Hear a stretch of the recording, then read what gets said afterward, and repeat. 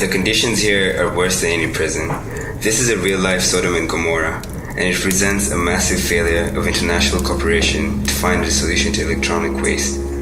Here in the capital city of Ghana, one of Africa's bastions of peace, lies undeniable corruption and neglect of human rights.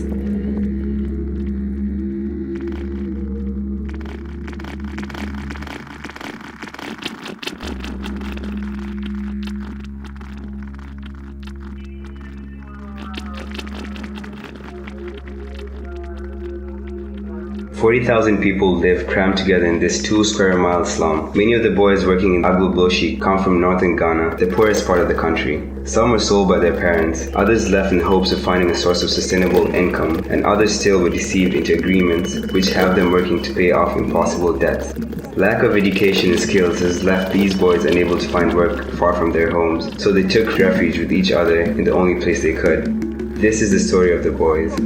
The government talks about cleaning up the e-waste dump, but it continues to grow so rampant that any serious action seems unrealistic. Ghana faces no challenge more daunting than Agboboshi.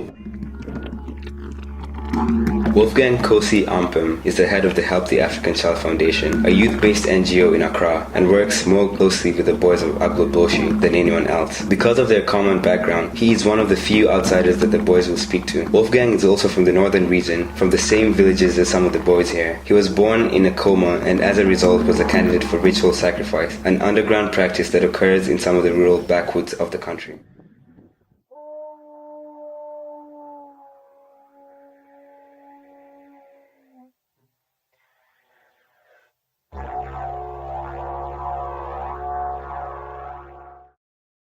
Government doesn't have time for us. Government know that there is some humans here, but he doesn't have time for us. Right. You see, we work ourselves, then we hustle ourselves, and then we eat ourselves. You know, that's the place we've been sleeping. Yeah, that's our own rooms.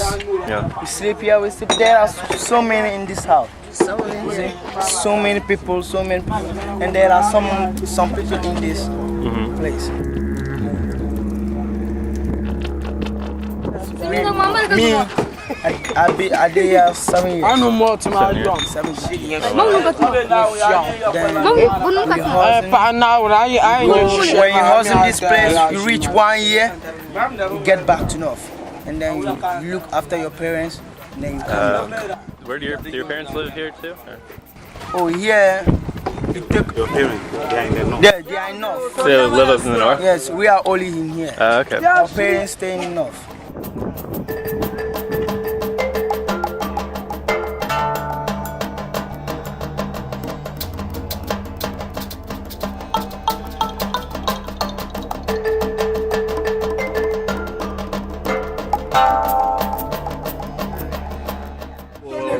Tell me about they get jobs. Some are here, all that they cannot go to school again. So they like to get job, go to North, settle down, like that they're going to marry. They can horse his stuff. So now what we have here is to help us. We want to learn motor system. Some people will go to school. Some people will learn like science. Some people will go to computing school, and some people will learn learn how to make soap or learn how to make cream, everything. Learn how to make learn how to. And you have to pay for school yourself after you get enough money? The school, some of us go to school before. But just because money problem, that's why. Yeah. Have you ever been to school? Yes, I've been to school in As primary 6. Primary 6. Okay. Do you want to go back to school? Yeah, I want to go back to school. I want to go back to school. Yeah. I want to go back to school so that I'll be somebody one day.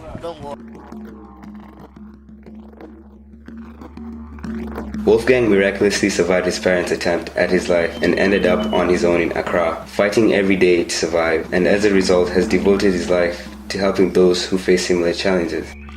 Wolfgang has reached out to the boys of Agboboshi. After hearing their stories and forming a trusting relationship with them, Wolfgang began to bring the boys food and drink, a luxury that they could not afford every day, as well as clothes and even cell phones so they could contact him. Wolfgang became the only link between these boys and the outside world of Accra. As the NGO continues to expand, the idea of escape for a few of these boys seems possible. With Wolfgang's valuable connection to the boys, Help the African Child was able to see Agboboshi from an insider's perspective.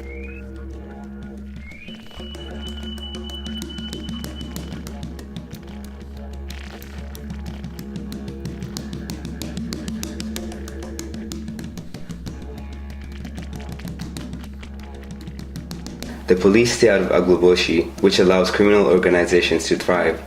While crime and gang life and corruption persist, the boys lose access to those who could really help them. In most cases, crime is the only option these boys have for support. I'm 15 years and I want your help. I'm coming here work small, I don't get anything. One day I can get 5,000, 5 pesos. That means 50 pesos. 50 pesos. 50 Ghana. Okay. Or 1 Ghana city. That money cannot wake me up. So I don't feel make work. If I get some work, like fitting, I will feel fix cars, all of us. Yes. If I like any work to help me, or you can help me for that work side. No female say you go feel help me, This work is not good for me. Some days me are sick. This work, if the you work is something not really easy. You see that if you work, me 14 years, 14 years when my mother died, leave me. Wow. I reached. Life, please understand. Do you want to leave this place eventually? I come from that's north side. Work no day you can feel work. Only 5 days work. Unless come you come. Unless here you come. Here too. If you no get person wait, they help you. They make you every time. So and I come see this work and I make small. The work to get for me. Only 5,000 when I get inside. Every day 5,000. 5,000. And I drop 5 pesos. See that? Every day? Every day. 5 pesos. That's not a lot. So if I want to get work.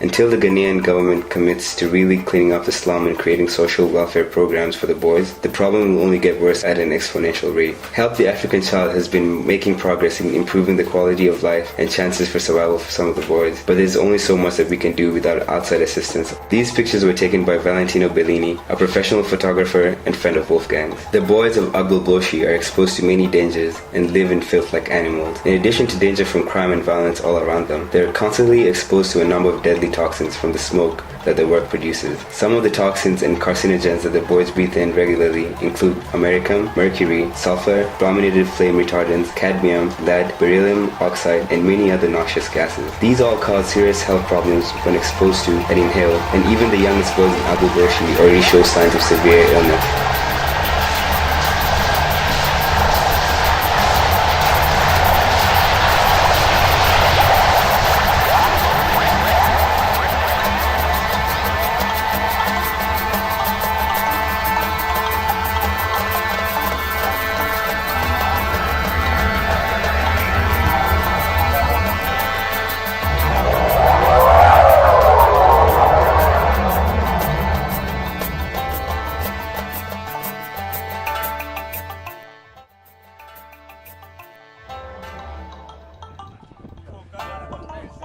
Though they live in constant strife and danger, these boys are still just boys. They display remarkable strength and high spirits despite all odds against them. The situation in life has created some of the strongest relationships imaginable. They really are each other's families. Sometimes they're even able to relax and have a little fun together. But moments like these are few and far between. It's all they have to help them escape from their bleak realities, no matter how ephemeral.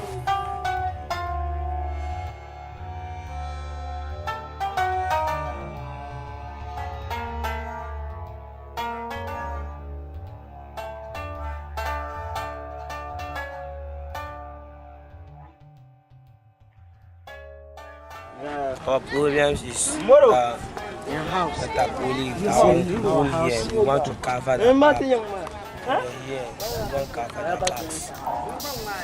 So that when rain falls, We can just sleep. how Video is there, it? they said this is where they sleep. So they won't need help. So that when it is raining, water will not. Oh, yeah. You know, when it is sunny, you know, then when it is windy, that's what.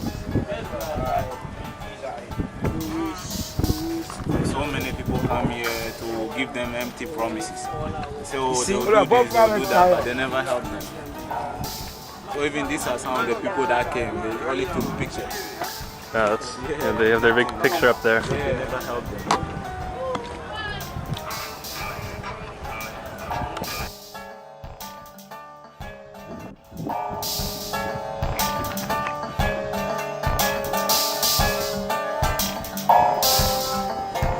What kind of future lies in store for the boys of Agboboshi? If nobody steps in to bring them much needed assistance, the toxic dump will only continue to grow bigger and bigger each day. As it stands now, the rich and powerful profit on e-waste, and Ghana and the international community has not been able to find a solution. They are the forgotten youth, living on the fringe of society. It is easy for those in power to turn their back to these boys, but they should not be abandoned. These boys could be the future leaders of Africa, if only they are given a chance to grow up and learn. They possess remarkable spirit and will, but have no future as long as the status quo stands. Fixing Agboboshi is a formidable task, but it begins with raising awareness and forcing responsibility on the only people with the resources to incite change. Until then, life goes on for the boys, as uncertain as ever.